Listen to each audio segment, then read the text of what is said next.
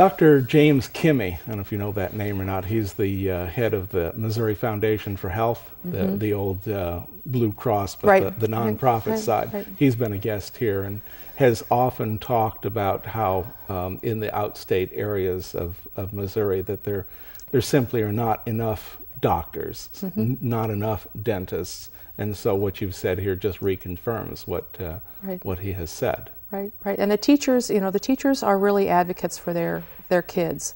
So we get a lot of really interesting communications from teachers about the children that they have outstate that just don't have access to oral health care. Now, we don't have a Give Kids a Smile clinic outstate. However, I will say that I'm jumping back just a little bit to Give Kids a Smile because we're talking about oral health now in the state of Missouri. We started the program here in St. Louis in 2002. In 2003, the National Dental Association, the American Dental Association, observed this model and adopted it as a national cause. So now every year there is a Give Kids a Smile Day around the country. And the ADA has worked to get dentists and dental professionals involved around the country. So now on that day, I think the last estimate was about 500,000 kids every year get seen around the country. And that has inspired actually more Give Kids a Smile clinics in Missouri as well. There's one in Jeff County. There's a Give Kids a Smile clinic now. And there's also one in Kansas City that I'm aware of. There may be more. So there's a need. Do you get much press? We do. We really work on that. We support. This Post-Dispatch come and you're doing these clinics that come in fact, at the last, make a story of it, take pictures. In fact, at the last clinic, and I'm going to blank on which television stations were there, but we had a few. We also had the Lieutenant Governor of Missouri, Peter Kinder. Peter Kinder. He's good at that. And I think Mayor Slade was Mayor Slade was there also, and declared it Give Kids a Smile Day. After a while, we've been doing it for 8 years, and we've been doing it twice a year. It's kind of like, oh, it's the Give Kids a Smile clinic again, but the need is still there. One of the things I forgot to mention is that in the state of Missouri, there are more than 200,000 kids that live at or below poverty level, and those kids are 2.5 times more likely than their more affluent peers to have never seen a dentist. And another statistic I ran. Kind of ridiculous, actually. It's kind of ridiculous. One of the things that I heard as a younger person and have pursued throughout my life is that something as simple as just washing your mouth with clean water after meals will oftentimes prevent dental disease.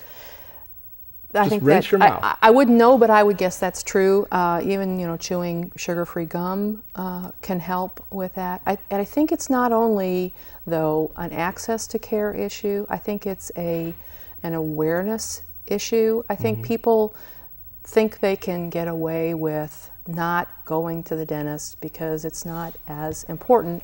Right. And more and more we're learning that that's just simply not true, that the mouth is an important part of the body, and in the last few years that oral health is definitely linked with overall health. And we even now have our Plaquemine character talking about that he not only gums up the works for your teeth, he can gum up the works for the rest of your body. And what I mean by that is there's a lot of studies out there that are being reviewed right now that suggest that there is in fact some sort of relationship, they don't know if it's cause and effect, between periodontal disease, which is caused by plaque buildup, and other systemic illnesses. For example, there's research that shows that it can complicate the symptoms and the side effects of diabetes if you have periodontal disease. There are other studies that suggest that those people who have cardiovascular problems are more than twice as likely to have periodontal problems as well, that there's some kind of relationship going on.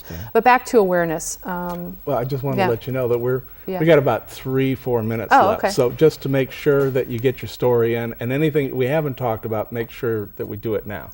I just want to, while we're on the subject of awareness, I will say that one of the things that we're working on right now that we hope will come to fruition is an expansion of our Delta Dental Health Theater. It's currently on the Cleats Landing, and it's a place where kids can go, again, to learn and be inspired about not only their oral health, but their overall health. And I think the admission's $1. It's been there for over 30 years. It does really good work. It sees about 10,000 kids a year. But with our help, we hope to expand that to see many, many more children and to really educate the next generation of certainly St. Louis area children, but even maybe beyond that, to be more aware and more active about taking care of their health. So that's the Delta Dental Health Theater. Good. I mean, what the work that you're doing, I mean, oftentimes it doesn't get said enough, is, it's God's work. You're making sure that children are taken care of. We're trying. And so, it takes a community to coin a phrase. But I want to just say thank you to you and to your organization for doing that kind of work. We're happy to do it. Because nobody else was. It's what we're about. We're a not-for-profit. We happen to be the largest dental benefits provider in the country, but we're also uniquely a not-for-profit organization. And having been there for about 8 years, I can say it's a really different kind of a company, very community-minded, very much interested in improving health for our children. So we're happy to do it.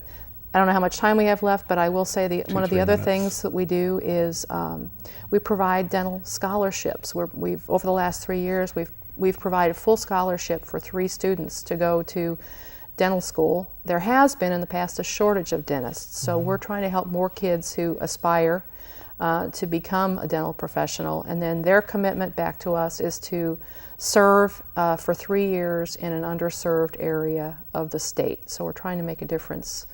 Like going out to a small town somewhere. Right, those places we talked about where they don't have... Those rural counties. Right, and that takes a lot of time. It's a slow build. I think our first student graduates in a year or 2, and we hope that they'll,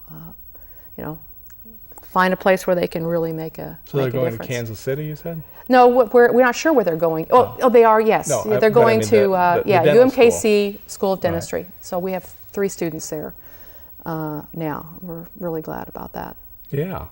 Right. That it works out pretty well. I mean, it complements the program that you're trying to help children with, to make sure there are dentists who are there to take care of them in the areas where you can't even get them into your clinics. Right. So it's fun. We have, not all insurance companies are evil. No. Actually, I can't speak for all insurance companies, but I know that in our case, we're really trying to be a consumer advocate, improve health, and that on the business side of things, what we do is go out and negotiate reductions in fees so people can afford to get to the dentist. But that's not the fun side. The fun side is really trying to help people out to be healthier. And we all know it's a very important issue right now, and the politicians all say that one of the factors that's going to reduce healthcare costs in this country is to change our mindset from being sort of recovery oriented to being more prevention oriented. And that's kind of what we're trying to do too, is to give people the tools, the inspiration, and the belief that this is important and that they can do it, they can make a difference.